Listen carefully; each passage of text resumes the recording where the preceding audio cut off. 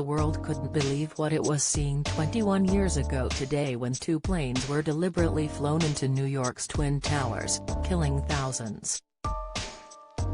In apocalyptic scenes, the evil terror attack unfolded when 19 men hijacked four planes destined for America's West Coast on the morning of September 11, 2001.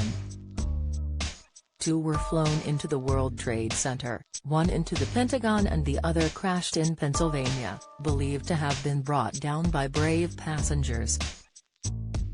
Some 2,997 people were killed, 2,753 of whom died when American Airlines Flight 11 and United Airlines Flight 175 were plowed into the North and South Towers of the World Trade Center, causing them to collapse.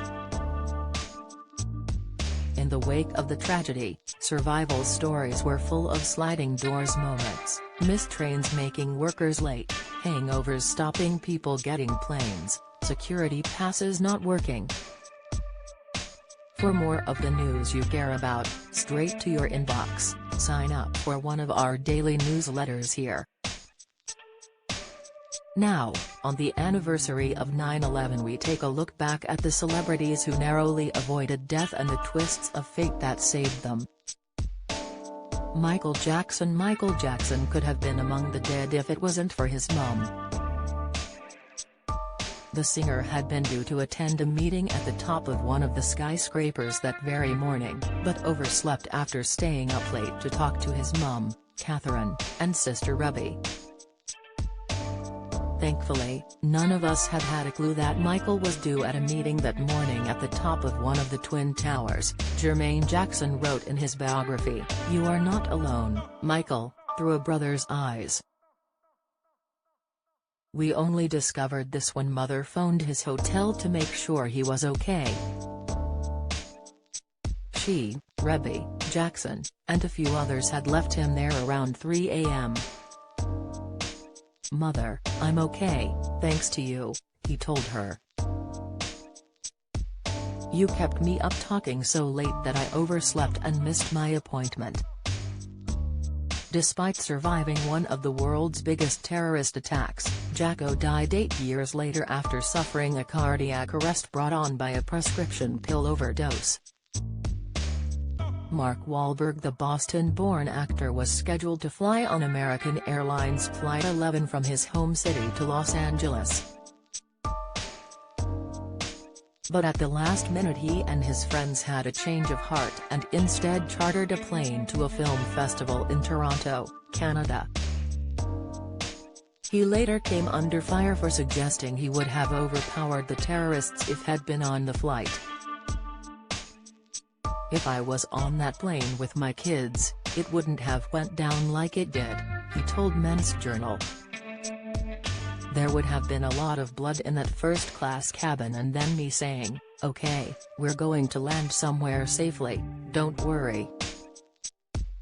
He subsequently apologized, admitting, "To speculate about such a situation is ridiculous to begin with, and to suggest I would have done anything differently than the passengers on that plane was irresponsible. I deeply apologize to the families of the victims that my answer came off as insensitive, it was certainly not my intention." Seth MacFarlane Family Guy creator Seth was also due to catch the same flight as Wahlberg but arrived late due to a hangover and a mix-up with his booking. His travel agent incorrectly told him the 7:45 a.m. flight was due to leave at 8:15 a.m., but when he arrived, boarding was already closed. "I was booked on that flight and I was drinking the night before and hung over and I missed the plane by about 10 minutes. It was a very close call for me," he said. He was forced to wait for the next flight and an hour later, Flight 11 struck the North Tower, killing everyone on board. Gwyneth Paltrow, the sliding doors actress, experienced her own life-changing moment that morning when she unwittingly saved an office worker's life. Lara Lundstrom Clark had been rollerblading along the Hudson River when she crossed over the road and jaywalked in front of Gwyneth's silver Mercedes SUV. Starstruck, she stopped to stare before moving out of the way, and that small delay caused Lara to miss her train to the World Trade Center. Instead of being sat at her desk on the 77th floor of the South Tower, she was just getting off the train when she saw the plane crash into the North Tower. And 10 years later Lara got back in touch with Gwyneth, who admits the encounter still gives me chills.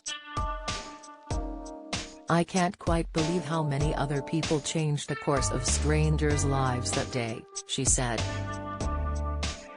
Sarah Ferguson, the Duchess of York's charity, Chances for Children, was located on the 101st floor of the North Tower, and she was due to be there that morning.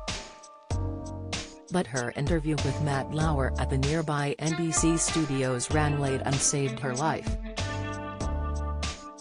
While none of her staff died in the tragedy, 700 workers from financial firm Cantor Fitzgerald, which let them use part of their office space for free, perished.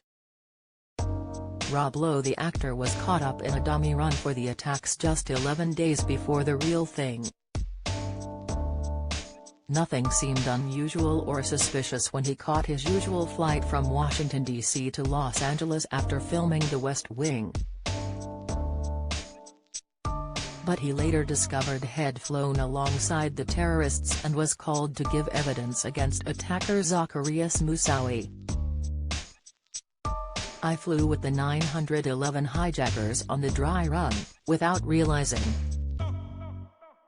I was shooting The West Wing in D.C. at the time, and I always took the flight that leaves Dulles to Los Angeles that they eventually put into the Pentagon," he said. "I made the flight a lot and I didn't think anything of it. I got on the flight and it was packed, small plane. Looked around the cabin, don't remember anything in particular, nobody looked scary, nobody looked like a terrorist. It looked like an absolutely normal flight. Have you got a story to share? We want to hear all about it. Email us at yourmirror@mirror.co.uk.